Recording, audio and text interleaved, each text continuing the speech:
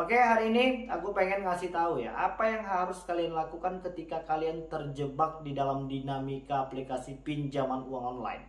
Dan hari ini banyak dari teman-teman kita itu yang sedang terjebak lebih dari satu aplikasi pinjaman uang online. Tentunya ini akan membuat kalian gelisah, merasa serba salah, dan mungkin emosinya hari ini sedang labil banget, ya kan? Pemikirannya terpecah serta konsentrasinya gak mampu lagi untuk mencerna mana yang baik dan yang buruk. Dan mungkin hari ini banyak yang sedang panik berlebihan, apalagi yang sudah sempat gali lubang tutup lubang. Lantas apa yang harus kita lakukan Bang untuk menghadapi masalah seperti ini? Oke, baik, yang belum menekan tombol like-nya silahkan ditekan dulu tombol like-nya ya, supaya aku lebih semangat lagi untuk memberikan semua informasi dan edukasi terkait tentang masalah aplikasi pinjaman uang online.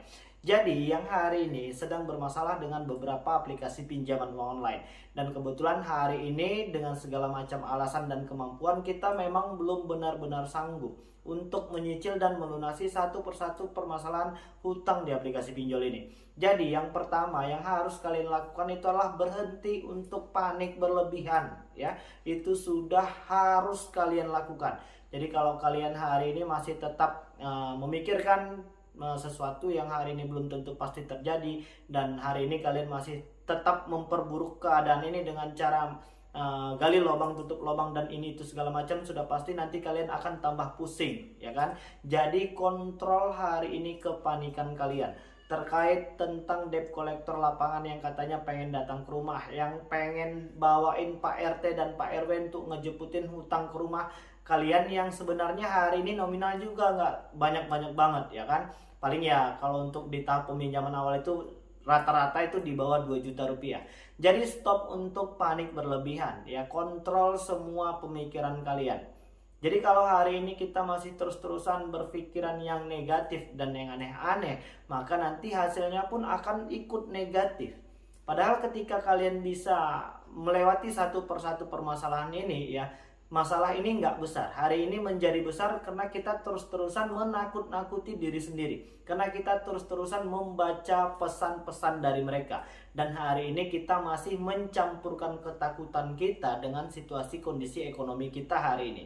Jadi ketika kalian menghadapi masalah seperti ini, yang pertama kontrol kepanikan kalian, dan yang kedua berhentilah untuk gali lubang tutup lubang. Ingatlah setiap aplikasi yang hari ini sedang kalian gunakan, atau mungkin kalian pengen pinjam lagi di situ untuk membayarkan hutang di aplikasi yang lama dengan cara menambah hutang di aplikasi yang baru. Ingat, setiap aplikasi yang hari ini kalian berhasil gunakan sudah pasti ada biaya denda, bunga, biaya platform, biaya penagihan, ini itu segala macam, yang nantinya akan membuat kalian tambah panik, tambah pusing, ya kan?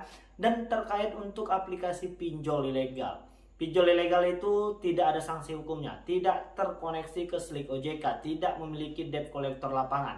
Hanya saja kalian harus menyiapkan mental kalian ketika mereka melakukan penyebaran data, ketika mereka menyebarkan fitnah dan kebohongan ini itu segala macam ke seluruh kontak yang ada di handphone kalian. Dan ini terjadi sudah cukup lama. Kalian tidak perlu merasa malu, kalian tidak sendirian, dan alhamdulillah hari ini sudah banyak orang-orang yang berhasil menata kehidupannya menjadi yang lebih baik lagi ketika sudah disebar data oleh aplikasi pinjol. Kalian tinggal jelaskan saja satu persatu permasalahan kalian kepada orang-orang yang hari ini mendapatkan data pribadi kalian setelah diedit-edit sedemikian rupa. Jelaskan, yang melakukan ini adalah aplikasi pinjol ilegal yang hari ini sedang diberantas habis-habisan oleh pemerintah, khususnya pihak kepolisian. Jelaskan seperti itu. Oke, ketika kalian sedang terjebak dengan masalah aplikasi pinjol ilegal ya, ketika kalian bisa melewati masalah tertinggi, ini khusus untuk aplikasi pinjol ilegal. Ketika kalian bisa melewati satu persatu permasalahan ini, khususnya untuk yang diancam disebar data. Untuk semua aplikasi pinjol ilegal yang sudah melakukan penyebaran data tidak perlu dibayar lagi, karena sudah pasti fix mereka itu adalah aplikasi pinjol ilegal. Oke, baik, itu untuk di aplikasi pinjol ilegal. Sekarang bagaimana Bang ketika kita terancam gagal bayar untuk di aplikasi-aplikasi pinjol legal OJK? yang memiliki status terdaftar dan berizin di OJK.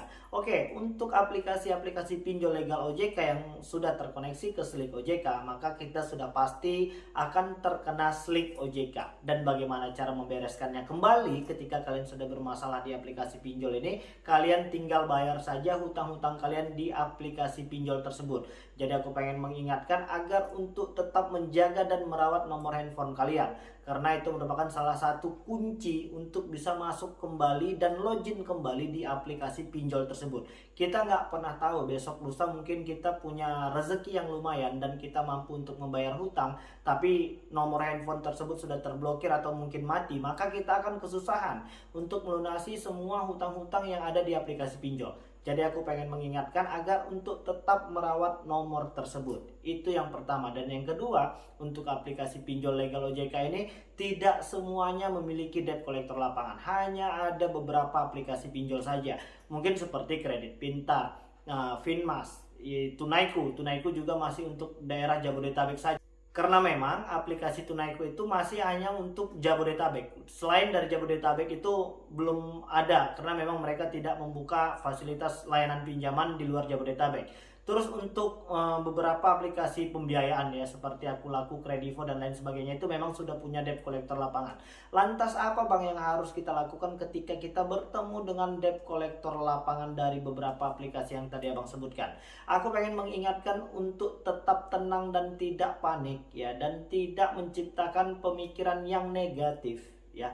Bahkan hari ini banyak dari subscriber kita tuh yang sudah memang ketemu langsung sama beberapa aplikasi-aplikasi yang memiliki debt collector lapangan itu mengaku jauh lebih enak Bang ketika kita ketemu langsung sama debt collector lapangannya. Loh, kenapa seperti itu? Karena kita sudah tidak lagi bertanya-tanya ya kan, karena kita sudah ketemu langsung sama pihak debt collectornya dan kalian jelaskan bahwasannya memang hari ini kemampuan penyicilan dan pelunasan itu kita memang belum mampu.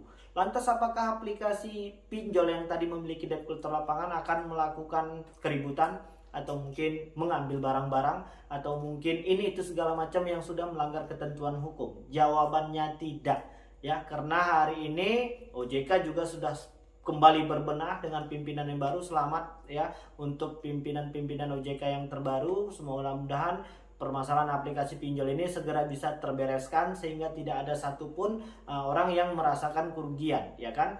Jadi untuk debt collector yang hari ini kunjungan ke rumah kalian itu tidak boleh melakukan hal itu ya kan, karena sudah pasti itu akan melanggar ketentuan hukum yang berlaku. Dan kalian juga punya hak untuk mempertanyakan kartu identitas, yang kedua kartu sertifikasi, dan yang ketiga kalian punya hak untuk meminta surat kuasa penagihan hutang di aplikasi tersebut ya. Dan pertanyakan saja itu untuk menghindari yang namanya penipuan.